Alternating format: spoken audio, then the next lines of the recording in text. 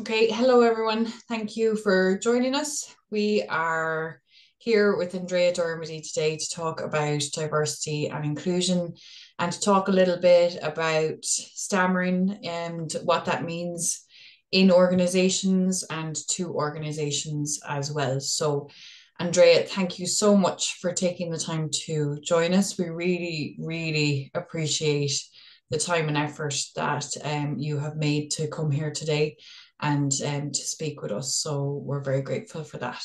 Thank you, But Georgina. Delighted to be here. do you want to start off and introduce yourself? Sure. My name is Andrea Dermody. I am a D&I consultant, a diversity and inclusion consultant. I work directly with organizations to support them on their strategy work. So, creating a proper plan and strategy for diversity and inclusion. And I'm also the program director for an Irish government initiative that is supporting and working to get more women onto boards and leadership teams.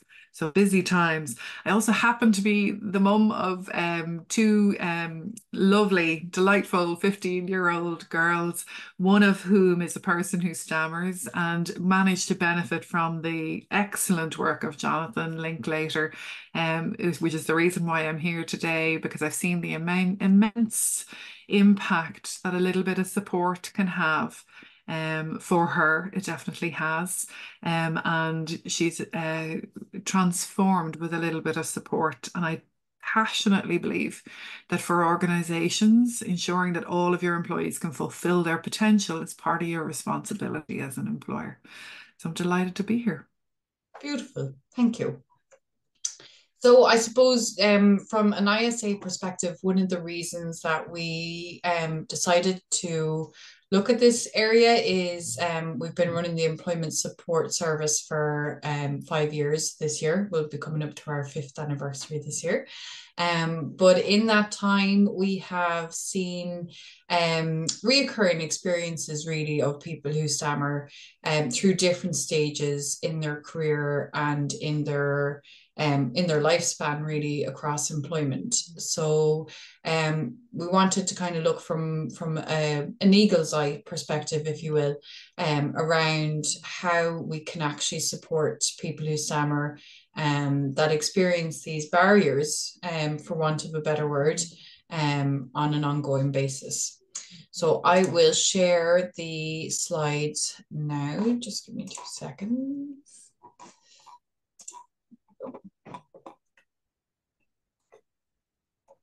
Okay. Great stuff. Thank you, Georgina. What we decided to do today is talk a little bit about how diversity works in organizations. It's definitely a topic that I've seen a greatly expanded interest in across organizations and definitely across Irish business in the last 10 to 15 years that I'm working in this area. So that's what we're going to start. We're going to start by framing a little bit what this mean for organizations. And then we have some very good advice that Georgina is going to go through to help us to build our awareness of stammering and what it means. And then we're both going to work a little bit about some specific things that organizations can do. So let's start first by thinking about this idea about how diversity, equity, inclusion, and belonging work in organizations. Typically, it's part of the HR system within an organization. Recent research out of the UK said about 66% of D&I leaders report into the HR system. But it touches every part of the organization when it's done well, because it should become part of the culture. So to just help us to understand that, I wanted to go through these four specific terms: diversity, inclusion, equity, and belonging. And if we think about the Irish experience, this work tended to emerge out of there being an equity officer or an equality officer within an organization. But actually, the work as we know it now around diversity and inclusion emerged first in the US, and it has evolved over time. Some organizations use all four of these words. diversity, equity, inclusion, and belonging in different orders and use the acronyms in different orders. Some organizations may talk just about having an inclusion and diversity approach or a diversity and inclusion approach. But either way, regardless of how an organization labels this work, doing it well means doing all four of these areas. So I'm going to talk through each of them just so that we have a good understanding of what we mean by them, and touch a little bit on where we might build structures and areas of support for a person who stammers. So starting with the diversity part, diversity is where it's about representation. It's about how many women, how many people from different sexual orientations, different races, nationalities, ability, and different family statuses we might have in our organization. So it's very much focused on the area of difference. Organizations tend to build their work around a set group of areas, which we'll see in a minute, but it's actually a lot more complicated than the traditional ways in which, and these sort of few ways in which we define diversity. It tends to be the type of work that we're seeing here would be around having targets for representation, but it does touch across all of the different points of an employee life cycle, which we'll talk about later on. So that's the diversity part of the conversation. The next piece we could look at is the inclusion part. And inclusion is more about the type of culture we create in an organization. It is about individuals who come to work for us, regardless of how they might be different, regardless of the combination of diversity characteristics which they might have, that they can fulfill their potential within an organization because they feel heard, they feel included in decision making.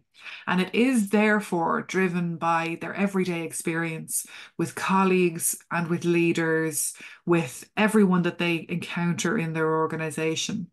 So it is really about changing the culture in a business, and organizations that are doing this well not only do the diversity part of the equation and look at their numbers and their representation at different levels in a business, but they also look at the type of culture that they're creating. And to me, when we look at all of the research that's being done about the benefits of diverse teams, for example, diverse teams tend to be more collaborative. They tend to have better decision-making structures, and they tend to be more innovative. But any of those benefits all of those benefits, I should say, are only going to be felt if the environment in which those diverse individuals are working is inclusive. So I can have difference around the table, around the team meeting table, but unless I create the type of culture where everyone feels they can be included, then I'm not going to get the benefit of that difference. So those two parts of the equation are equally important. Now, to flesh out the conversation, we also have organizations dealing with areas of equity, which is more about systemic level change. It's accepting that some of the processes, procedures, protocols that we might have in place may be rife with opportunities for unconscious and conscious bias. So equity is really about that part of the work. And even if an organization doesn't explicitly state that they're working on diversity, inclusion, and equity, or diversity, equity, and inclusion, I've also seen that acronym, that is part of the work. It's part of what they're doing. And then the final part of the puzzle, the other emerging term that we've seen, I call it emerging, but it's definitely the last number of years, we're starting to see this more often, is again on the cultural side, and it's about belonging. And belonging is going a little bit beyond inclusion. Belonging is I not only feel that I'm included in the organization, that I'm listened to, but I feel I have an affinity with the people that I work with. So if we think about these four different areas, it's important that organizations take that holistic approach and look at all of these different ways in which they can really create the type of environment where, regardless of somebody's diversity characteristics, regardless of how they show up, they can be successful and fulfill their potential. There's a great way to sort of remember this and to think about it. And it was developed by a lady named Vernee Myers, who was the head of diversity and inclusion in Netflix and has been developed since. And on the next slide, we can see that we're really talking about going to a party. So diversity is about being invited to the party. So are we inviting lots of different types of people to our conversation, to our organization to help us with achieving our business goals? Inclusion then is being asked to dance. So it's not enough to have lots of diversity at our party. We also want to make sure that people are being asked to dance, being asked to give their opinions, being asked to share how they think and how they feel, being asked to share where they have concerns, where they have challenges. And belonging is dancing like no one is watching. So we're really letting it all hang out and potentially picking our own playlist as well. Those three terms, if we think about it that way, clearly success for an organization in this area is about doing all of these things, whatever labels we use, whatever way we talk about them, but there is a difference between them. And then on the equity side, the way that I think about it is there's a great visual that I'm sure some of our participants tonight have seen before. And this visual just helps to understand what the difference between equity, equality, and justice are. So if we go forward to the next slide, thank you there, Georgina. So when we talk about equality, you can see here the three people are standing at the fence of a certain height, and each of them has the same size box. So they've all been given the same aid, the same benefit, the same support in order that they can see over the fence. But we can see quite clearly in that visual, not everyone can see over the fence. And this is really getting to how an individualized approach in an organization, where we as managers or as colleagues take the opportunity to get to know the individuals that we work with and to understand exactly what type of supports they might need.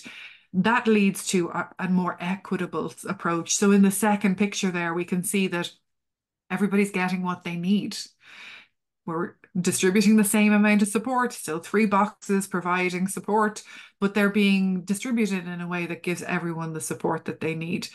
Now, here we need to accept that not everybody needs the same type of support in order to fulfill their potential in an organization.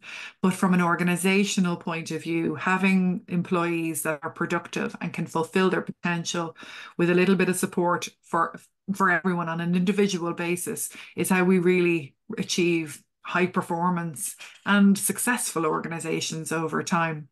Aspirationally, we want to get to where we've created the type of systems and the systemic barriers have been removed, but that could be a long way off for us. So when we think about equity in that part of the equation, it is really about thinking about how do we remove barriers, but also how do we provide the type of supports that people might need. Now, to just fully understand the area of diversity, I want to come back and talk a little bit about how complicated diversity of itself is, and also use this to illustrate that if organizations are just thinking about representation and they're just thinking about the diversity characteristics, they're potentially not serving their entire population. So this visual of the diversity onion, which we're going to look at now, and just helps us to understand how if we think that everybody who comes through the door in our organization or virtually joins a meeting has different aspects of these different layers of a diversity onion, then it becomes very difficult for organizations to come up with a way in which and a tailored plan for every single person coming through the door. And that's where the cultural part of it really comes into play. To illustrate this a little bit further, obviously, my experience as a white, middle class, educated, non-disabled individual is very different than someone who may not share the same educational characteristics or ethnicity and background or sexual orientation. And when we look at diversity programs within organizations, that nuance is not always possible to capture. And it's important then that we are thinking about the other three elements around how we make our processes more equitable, how we ensure that we're building and building within managers a capability to create an inclusive environment, but also ensuring that people see people like them in the organization and meet people like themselves in the organization so that they have that degree of affinity. Now, if we were to take an approach that said we want to provide supports for every single characteristic that's on this list, then we would potentially be separating out our organization and not necessarily achieving what we want to achieve, which is an environment where everyone can achieve their potential. But there are sort of 6 main areas that organizations look at in the areas of diversity. And we can see them now. They are the main areas that most organizations would work on the next slide. And starting with gender, this is where the conversation tends to begin. For most organizations, gender is different than the other aspects of diversity insofar, just by virtue of the fact of numbers. We know that women represent 50% of the population, or more than 50% in some jurisdictions, but clearly aren't as well represented within some industries and at the top of organizations and in the governance of organizations. So it tends to be where a lot of organizations start. But these are the 6 broad areas that organizations that are doing the work around diversity would tend to work in. So gender, LGBT plus inclusion, disability or varying abilities, race, culture and ethnicity, generations and lifestyle, life stages, and socioeconomic diversity. And you can tell a lot, I think, when you're having a conversation with an organization about where they are on their diversity journey by virtue of the fact of how many of these they're actually actively supporting. And when we're talking about individuals who stammer, that should come in under the organization's approach to disability and varying ability. And when we talk about reasonable accommodations, that's where the organization would put that work. This is informative. I think it's informative even for an individual who's interviewing with an organization when they ask about or hear about the diversity and inclusion work that the organization is doing. They can ask questions. They can see if the work is going beyond work in gender. And it's not to say that every organization does this work at the same pace, but that can give you some information about an organization, even if you're researching them online. And from the organizational context, if I'm a HR person within an organization, I'm a recruitment individual within an organization, the more information we can give to people who are applying to organizations about the different supports and approaches that we have, the better, the more comfortable candidates are going to be coming in to visit us. And ultimately, more comfortable candidates mean they have a better experience. So organizations should be proud of the work that they're doing, and they should talk about it externally. But we'll talk later on about some specific things that organizations could be doing to support specifically in the area of disability. Now, rounding out that analysis and thinking about, why this work is important for organizations and what you should be looking for when you're, testing the mettle of an organization, you want to see organizations that are linking this to how they achieve business. So a very good strategy around diversity, equity, inclusion and belonging, or an organization may just refer to it by the diversity and inclusion moniker. It is one that acknowledges and that accepts that organizations in this area potentially can yield benefits to them from their clients in the way that they demonstrate diversity. And this has had a huge impact on especially bigger organizations, multinational organizations. We can see the clients that they work with ask questions about the work that they're doing. They want to know what type of work they're doing to build a more inclusive culture in their organization, because a truly inclusive organization is, as I said, more innovative, more collaborative, but also I think can have an impact on the broader culture in relation to people feeling comfortable to speak up. And definitely that's something clients want to see in organizations.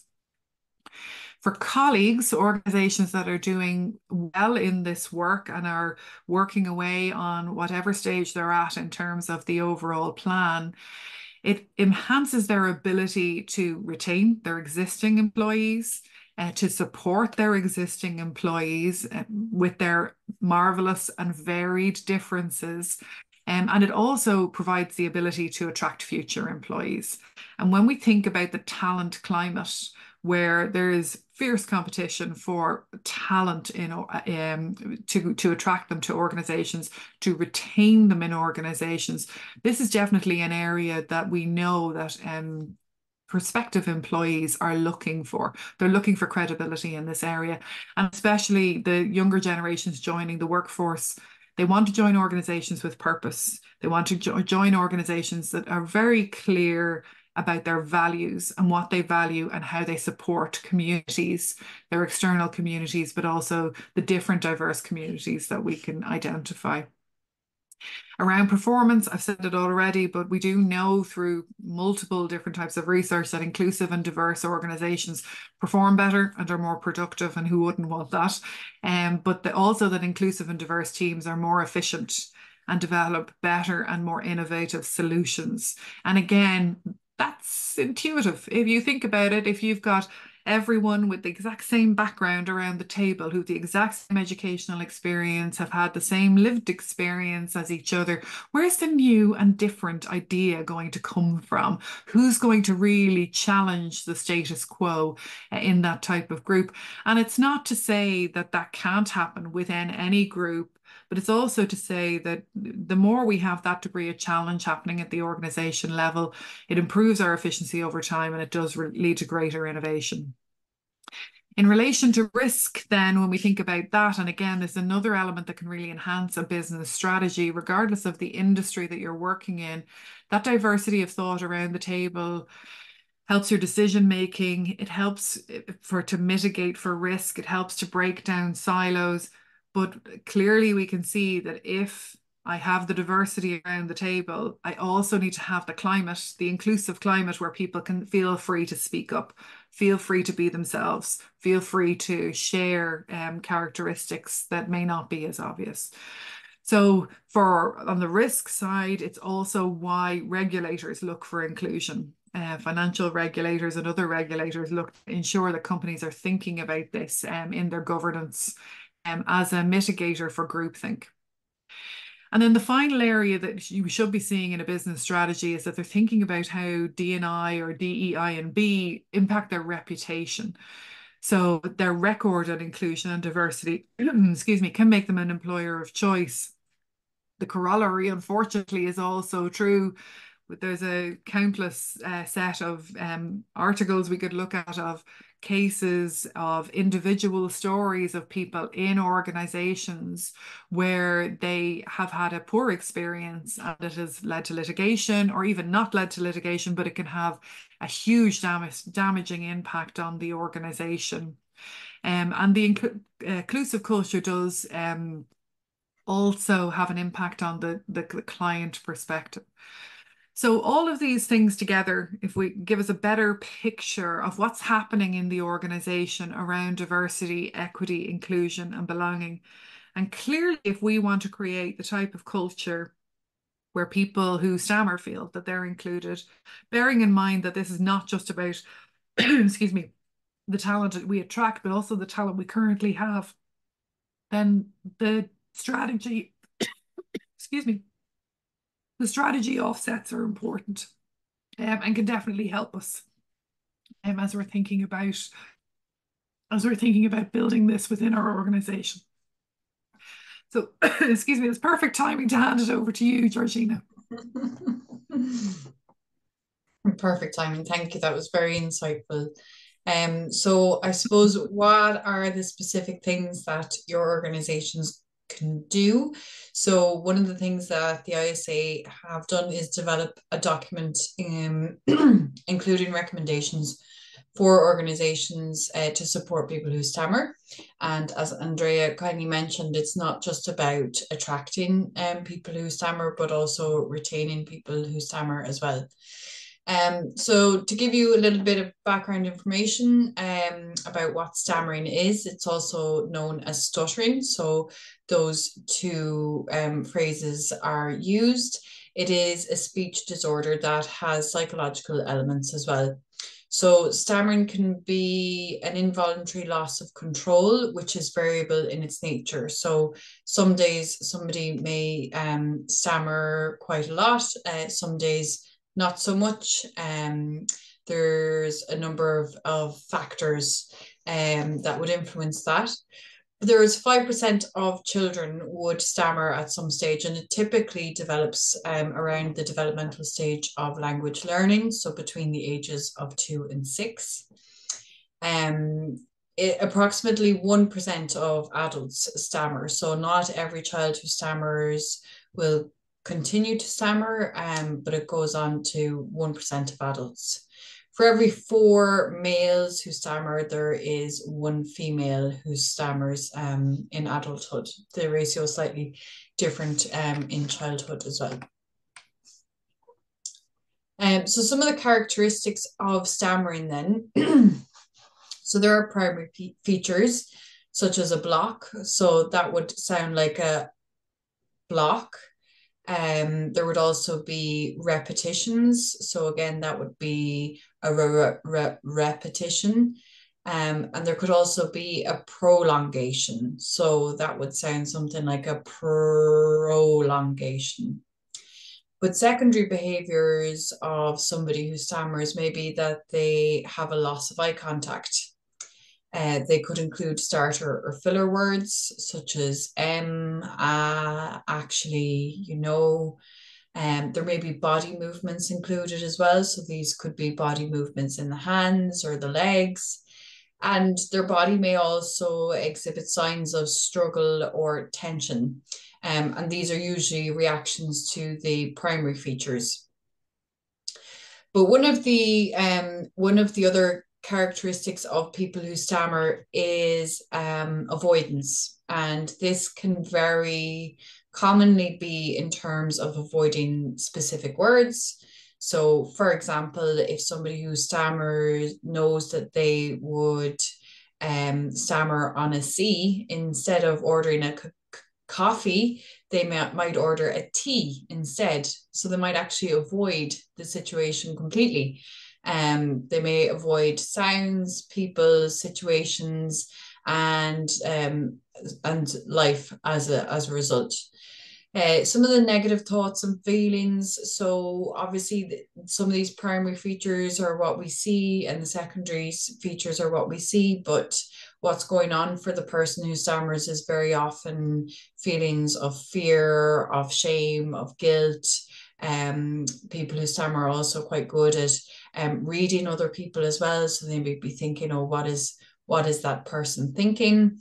And to give you an idea of what this looks like, this is a diagram developed by Dr. Jonathan Linklater for Sheehan's iceberg.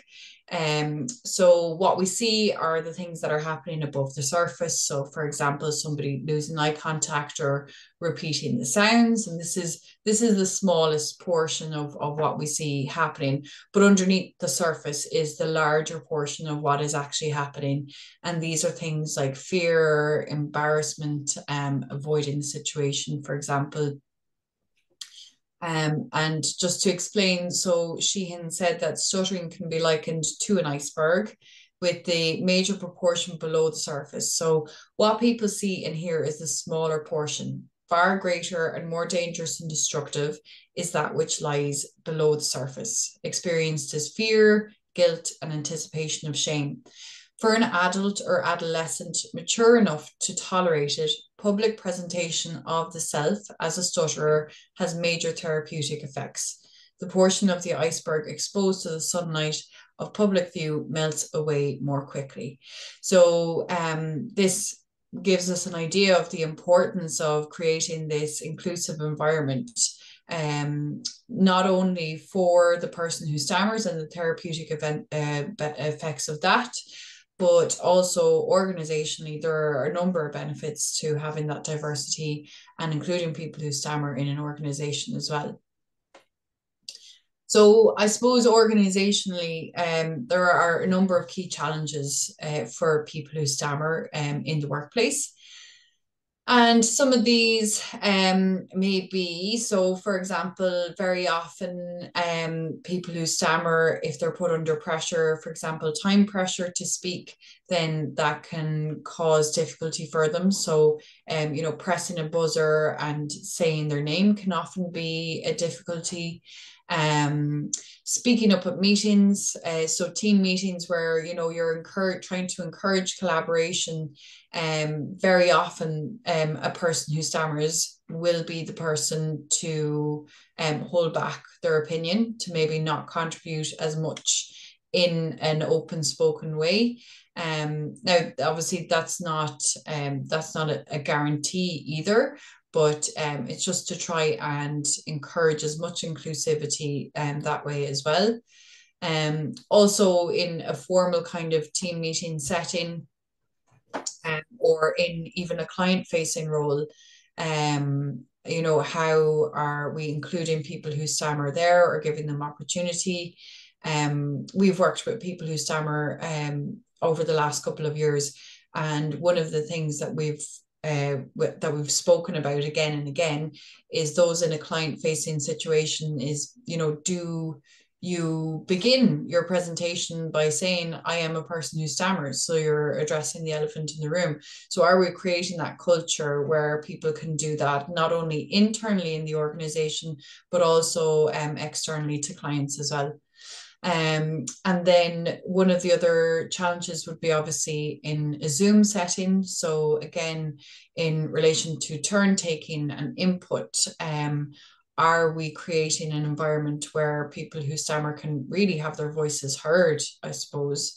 And then one of the other challenges that we see come up quite a bit for people who stammer is a telephone, but it's actually more in relation to working in an open plan office. So, for example, people working in an open plan office that need to use a telephone are speaking to clients or even other team members or anything like that.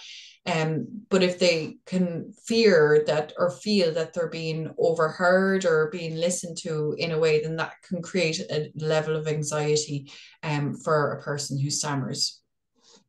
So I suppose really in understanding some of these challenges that a person who stammers would experience on a day-to-day basis, then we can go from there and really kind of look at, how can we begin to make changes in an organization. And again, like I'll speak mainly from what our experience is working with people who stammer throughout the life cycle. So Andrea is going to talk a little bit about that. So I think what's interesting about the life cycle, Georgina, is it really helps to consolidate what you're talking about in terms of the culture, because you talked about how what potentially can be a better strategy for individuals is to open with the elephant in the room. I have a stammer, but if we haven't created the type of culture where they feel they can be open and share that, then that's potentially we're not potentially creating that opportunity for people. Mm-hmm. And I think when we're looking at really effective and impactful diversity, equity, inclusion, and belonging, it should be the type of system, the type of culture, the type of processes that, regardless of how someone is different, we've made accommodations that actually, if we take a real design thinking approach, don't just support one type of diverse individual, but potentially support a lot of individuals. A lot of the things, one thing that struck me as you're going through the examples, and as I've been doing some research in this area, a lot of the areas that a person who stammers would find difficult are also difficult for people who are introverted, or difficult for people who might have other types of disfluency, or might have other neurodiverse characteristics. So it occurs to me that when we're thinking about this as a leader in an organization, or we're thinking about this as someone who is designing the employee life cycle, these are some of the areas that we need to think about. So as well understood in HR circles, that an employee goes through a life cycle experience with an organization, and that starts from the first experience that they have of your company, right? At the attraction level, they see a job description, they see your company advertised. And when we're thinking about the equity part of the equation, our job is to make sure that regardless again of what characteristics that person or combination of characteristics that individual might have, our job descriptions and how they initially are attracted into the pipeline of people who might apply for roles in our company, that they feel welcomed and that they feel that they can be successful. And I know in a minute we're going to talk about some specific examples of what organizations can do. But let's first work our way through the rest of the cycle so we can think about it in that context. The next stage in the process is recruitment. So now they have direct contact with your company. They're interacting with people in your talent attraction team or your talent acquisition team or whatever you might call it, your HR team. And there they're going through your hiring process. So they're being invited for interview. They're having their CV reviewed. And they're then coming to your organization and being interviewed. And one example that definitely came out to me as I was doing some research for tonight is if I'm attending an interview at a building where there's a buzzer access, one of the things that the HR person can do is make sure, regardless of whether it's a person who stammers or someone is identified in that way, go out and meet people as they're coming into the organization, because that you know exactly what time they're going to arrive at, and greet them and help them to understand the experience of coming to your business.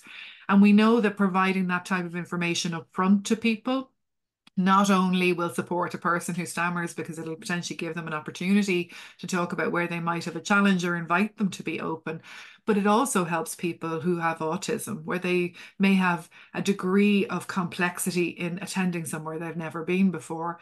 And I'd carry that a little bit further. A lot of us will have a degree of nervousness about attending a building we've never been in before. So there are lots of ways in which we can put processes in place that with a design thinking approach can support lots of different people with lots of different diversity characteristics. That's the next process we would like to look at. Then we look at how do we, now that someone is in the organization, how do we onboard them? But then also how do we manage their performance over time? And really looking at what is our performance management process and is it as inclusive as possible? Does it again allow individuals, regardless of how they might prefer to communicate, regardless of how they show up from a diversity perspective, does it allow them to fulfill their potential and to do their best work and to show their work in the best possible light? So that'll be the next stage in the life cycle to look at if we're thinking about making our processes equitable. Some of the things we can do is ensure there's a structured and consistent approach, that we're at least starting with a consistent framework. But then with the consistent framework, being flexible enough to have a one-to-one approach where it is required. So just as we would when someone is coming to interview with an organization, ask them if there's accommodations that they need around the performance management process, that could also be a potential conversation with people. How might we best look at your performance over the next year? Are there things we could do around the process that we use or the way in which we do this that would make it easier for you or ensure that you can fulfill your potential? On the development side, we need to ensure that we, for our managers within our existing organization, give them the information that they need to be inclusive and to have a better awareness of different aspects of diversity. And I definitely think that there's work there to be done for organizations. And normally when I'm working with clients, I'd be looking at development from two different aspects. So I'd be looking at what can we do in our existing development that'll help my managers to understand broadly what diversity is and how they might be more inclusive. And what specific training do I need to provide as well around awareness around the different aspects of diversity. So two different opportunities there. I think I'd also mention that when we think about development, we do think about formal development and training, but also development happens, we know it happens in organizations through the projects that we get access to and through the client experiences that we might have and the things we get invited to, the meetings we get invited to.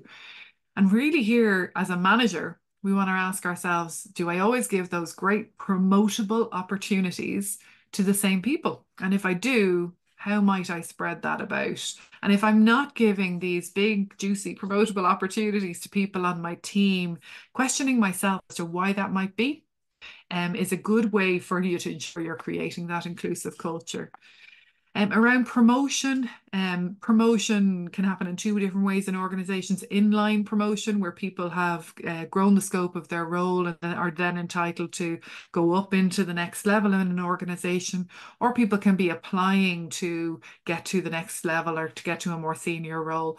Regardless of what we're doing around that, good practice is to be as transparent as possible. Make it very clear for people, these are the things you need to do to progress in this organization, to do or apply for and be successful in applying for roles at a more senior level.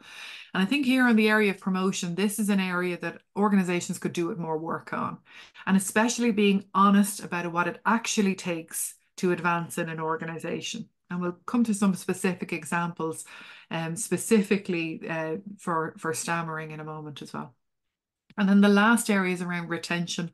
And this, we really need to be thinking about that equity visual around different people need different things to continue to be successful in an organization and to continue to feel like they're included and like they belong. So there we want to be thinking about what is the one-on-one approach, the one-to-one, the unique, the individualized approach that I can take as a manager or a leader that will help me to retain that individual. And retention is different things for different people. The easiest example to understand is not everybody wants to be the CEO of a company. Sometimes we think that's what people want. They want vertical progression. But in reality, I could be just as well retained with a little bit more hybrid working or a little bit of flexibility. I'm very happy doing what I'm doing. I feel my purpose is fulfilled doing what I'm doing. But that little bit of extra flexibility would aid retention. So I'll hand back to you, Georgina. Maybe we'll come through some of the ideas that specifically relate to the different parts. Yeah, well, I might leave this slide up for a while then, because it's quite useful in terms of looking at the process itself. So I suppose we'll talk a little bit about the experience that we have gained from working with individuals with stammer over the last 5 years. And really, I suppose I suppose one of the bigger barriers really for people is getting into an organization, and in actually being attracted to apply for jobs in the first instance. So as we know, one of the characteristics of people who stammer is that they will avoid. So one of the reasons really that people would avoid applying for a job in the first place is by seeing on the job description details such as excellent communication skills. So like one of the things that we would really ask organizations to do is to look at the job descriptions in detail and to really ask, does excellent communication skills reflect the skills that are actually needed by the individual? So like, would they be, report writing, for example?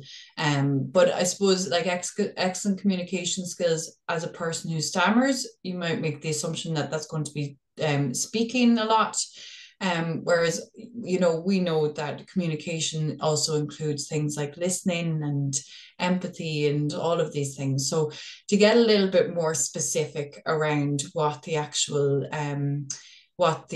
skills are that are needed for the jobs, that we can attract and open that attraction to more people.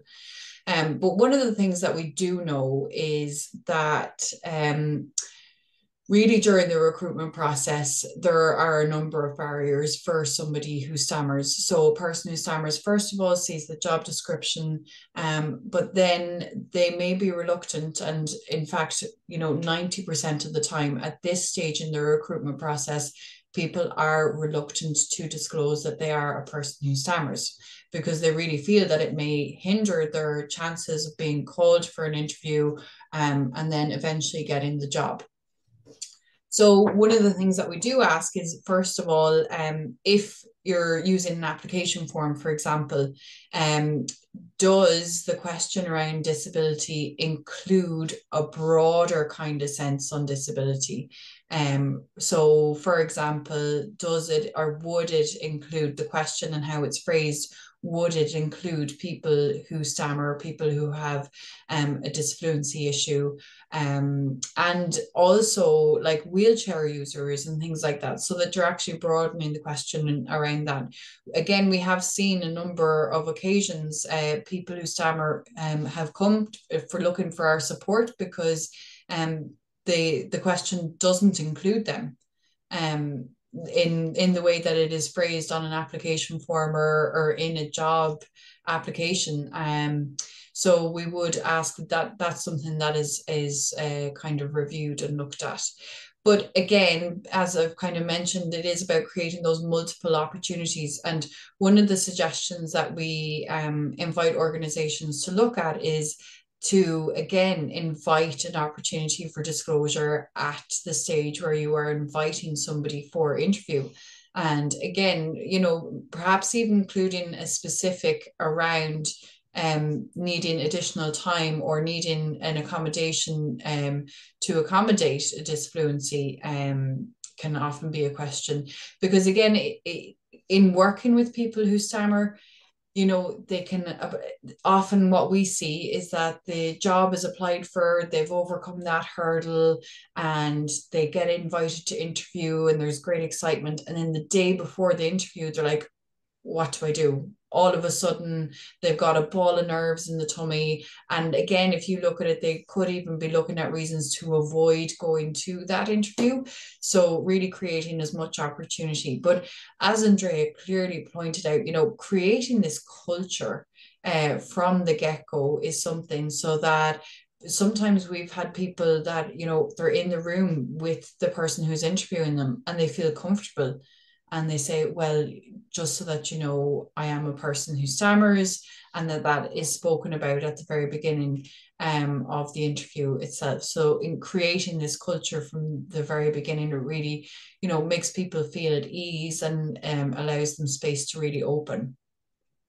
And I But think, what you, yeah, sorry, if I could just come in there, Georgina, I think from the other side, from the organization side, ensuring that you've, you know, prepared your managers really well when they're going into an interview situation. yeah, That if someone discloses, the manager doesn't feel that they're out of their depth, right? So having that conversation about being aware that not everyone who might have a hidden disability will disclose, and if they do, that the manager has the confidence to continue and to allow that individual to perform to their best capability. So regardless, I think, of what organizations are doing and the specificity around what they can do, I think they have a responsibility to make sure that they prepare their managers really well for yeah. the interview scenario. And I really like that idea of providing multiple opportunities for candidates to talk about the ways in which that they would appreciate additional accommodations. And I think some organizations doing this well will go further and they will talk about, here are some of the things we've done in the past to help and accommodate people, or here are some of the things that we do to ensure that we're being as inclusive as possible. The example that I can think of is some organizations provide a video online for candidates who are coming in, showing them what the experience is like when they come to the business, and where the business is and where the door is, and you know how to access the business. I think organizations, again, that are doing this well also share the questions they're going to ask in advance. And that, again, while it might feel for some organizations counterintuitive, it actually ensures your candidate can have the best possible experience. And ultimately, that's what the business wants as well. And I can think that, you know, for a person who stammers, that could be really helpful because it's putting them at ease and helping them to understand these are some of the things that I'll need to talk about on the day. Yeah, exactly. And I suppose one of the things, like in terms of, as you mentioned there, about having managers prepared, is like, you know, very much they're when in a stammering situation, there are two people involved. There is the person who is stammering, and there is the person who is responding or reacting to that. And again, you know, we've heard both sides and tales from kind of both sides, as in somebody who was at an interview and got a really supportive interviewer and somebody who really knew what they were doing. And on the other end of the spectrum altogether, you know, we've heard absolute horror stories in terms of people being misunderstood and not supported at all for the interview. So in terms of, like, you know, getting people prepared, it's really, you know, how do you support somebody who's, and this is like on a day-to-day conversation as well as in an interview situation, but maintaining eye contact with somebody. You know, one of the things that we recommend people to do if they're going forward for interview is to sometimes ask for additional time. You and I both know if there's interviews going on, they're probably going on all day. They've got like a very tight schedule that they need to stick to. So, you know, as we would advocate for, as the person who stammers, to ask for additional times, that nobody's under time pressure. But also it is not finishing off somebody's sentence, which sometimes can be counterintuitive to people. They think that they're helping, you know, not saying things like take your time, which again in an interview situation can be counterintuitive. But really in terms of being a good coach and really kind of, you know, helping and supporting the person in terms of representing their best selves, really. So we do a lot of work around supporting the individuals who are going forward for interview, and that also includes performance appraisal and promotion as well. So similarly, as a barrier would be at the beginning of an employee life cycle, so in the attraction stage, that barrier can also present itself again when it comes to promotion stage. Especially if it's an applied for a promotion, for example. So, you know, in terms of the skills that are identified, very much what we would see is people avoiding a client-facing role or moving into more of a client-facing role, and that type of thing. So I suppose it's really asking, how do we encourage that? And how do we support somebody who wants to move forward in that way? And one of the things that we have done is we have created a document to go in partnership with this presentation that gives a couple of recommendations to support people who stammer. So that will be available on the resource as on the website as well. Was there anything else there, Andrea, that kind of popped up for you that you might have thought about? No, I think for organizations, again, really thinking about the process and the practice that they have in terms of all of those different aspects of the life cycle, and thinking about how might that actually allow someone to really fulfill their potential if they have disfluency or they are a person who stammers. And I think especially you mentioned the area of performance management, where the system in the organization allows someone to give a written account of what they've been doing. I would imagine that's a little bit more supportive because it allows someone to really have the thought behind it. And that would not only suit, again, someone who stammers, but also suit an introvert who may not feel as comfortable sharing the different aspects of what they've been doing and their performance over time. And I think especially you mentioned about promotion. I think for organizations, sometimes they can overweight how important an ability to communicate and to present is.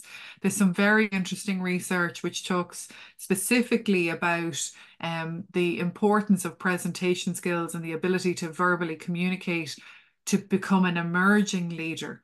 And I think for organizations to realize that that sizzle, right, that some people can have is not necessarily an indicator that they will be a good leader in the future. So I think organizations being very transparent about how do we actually determine that someone has leadership capability, and then to question as to whether those things are really indicators of ability to be a future leader. It very much reminds me of what you were saying around job descriptions, because I say this to clients all the time. Your job description your job ad, your job description should not be a wish list. It should be the skills you really need. And I think there's definitely space in the promotion area for organizations to really think about what they need for the leaders of the future and what they need in certain areas. I also think on the retention level, there's a critical thing here for us to remember around, as you say, people joining the organization, but also people who might currently be in the organization. Ultimately, you want to get to where someone who has a stammer feels, or a person who has a stammer feels that they can share that with their line manager, and that between the two of them, they come up with the best way for that person to fulfill their potential on an ongoing basis. And that, for me, is an example of a really good retention strategy. Because if you've done that individual, and I've seen lots of organizations do this around individual disability passports, where there's a clear outlined plan for how this person will be supported to do their absolute best work. And that can really create a strong retention factor between an individual and an organization, where they really feel that they're listened to and that accommodations are made as and when needed so that they can fulfill their potential. So I think there's a lot of opportunity here. And again, from the research I've been doing, and I'm sure you've seen this in the people who come to you for help, Georgina, a person who has a stammer is likely to have developed expansive skills and talents to deal with the way in which they experience the world. Not least, they're resilient. We know they're resilient because they have dealt with that for a long period of time. But also, the research would tell us they tend to be great listeners, really good listeners, because they have the patience to communicate, but also for others, that active listening skill is definitely something that they bring to the table. And again, what organization wouldn't want that? Mhm. Wouldn't want somebody who is excellent at listening and has demonstrated real resilience over the course of their education and their job experience and their work experience, real resilience to continue to operate in an environment that's not really designed Yeah. for them and often can be quite hostile to them.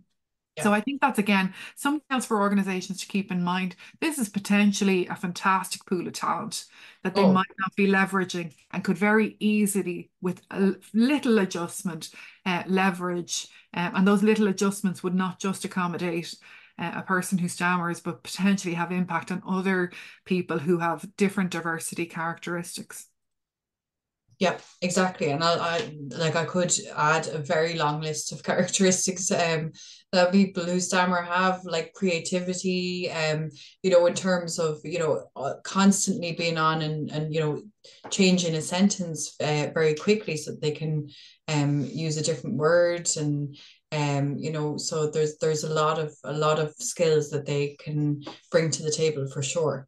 Um yes. So do you want to So come just in? some final things, and it's interesting that you say about creativity. Again, I was doing more research, and my research journey started when my daughter started having a stammer, and being a person with a stammer, it demonstrated most for us, for her, in saying her own name, and she found that very challenging. But as I said, Jonathan really helped her and built her confidence. But here's two really good examples, right? Sam Neill is a very successful actor, and he talks about this idea of, the upside of having a stammer was he learned to listen better and than most of his contemporaries. And again, what organization wouldn't want that skill and competence?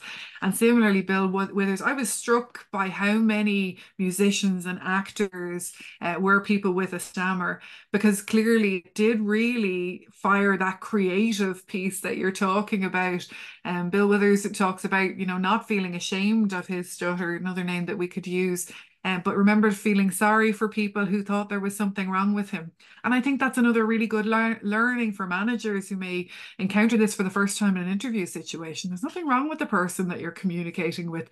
They're probably highly intelligent. And as we say, through this experience, have learned an awful lot about themselves and about other people. And I think that we should really take advantage of that. These are just two quotes, but there are, lots of really good examples of people who've carved very successful careers, and talk about this as being an enhancement to who they are and to their skills. So, final thoughts for organizations: you need access to this talent. You need access to this talent. So start with hiring, but don't forget the other processes. Don't forget your performance management and the ways in which you provide coaching, how people develop and how they progress.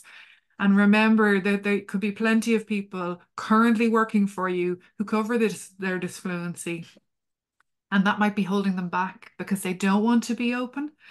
And that's potentially somebody who's not fulfilling their potential in the organization, but somebody that you, with a little bit of adjustment, support, and you even talking openly about, we want to ensure that we're supporting all of our employees, and here are some of the things we're thinking of doing. Bringing people into that conversation could mean that potentially that's an underutilized talent that you have at the moment that could really thrive when given just the right amount of support. For individuals, you deserve to fulfill your potential, so look for an organization that does share your values. There's a very clear articulation here of what a really good organization doing good work in this area should look like on the outside, but also use things like Glassdoor, see what people are saying about the company internally, do your research, do ask for adjustments if you need them, if only because that will give you a really good picture of the type of organization that you're engaging with. I think now that the interview process should be just as much about you as a candidate learning about the type of organization. Do they share your values? Well, do they ask if you need accommodations? And if they don't, give them the benefit of the doubt. Maybe they're not there yet. But when you ask for accommodation, what is their response? I think that's really key for individuals to keep an eye on. And the final thing, remember the expertise you have developed because of your disfluency. And don't lose sight of that, because that potential creativity, that resilience, that agility of thought that you bring to the table is what really good organizations need, whether they recognize it or not. And you want to work with the organizations that do recognize it. And I'll finish on this thought. One final thought, because this is an American anthropologist, Margaret Mead, and I actually have this quote sitting up on my desk. Some days I really need a little bit of incentive to continue doing the work. This can be very challenging work, especially when you feel passionate about it. And I'm sure it's the same for you, Georgina, but for some people watching this as well. Never doubt that a small group of thoughtful, committed citizens can change the world. Indeed, it is the only thing that ever has. So plenty of work to be done. Let's get on with it. Beautiful. Andrea, thank you so much for your passion, for your wisdom, for your knowledge, and for your commitment as well. We're really very, very grateful to have you join us this evening. Thank you, Georgina. Thank you very much. Delighted to be here.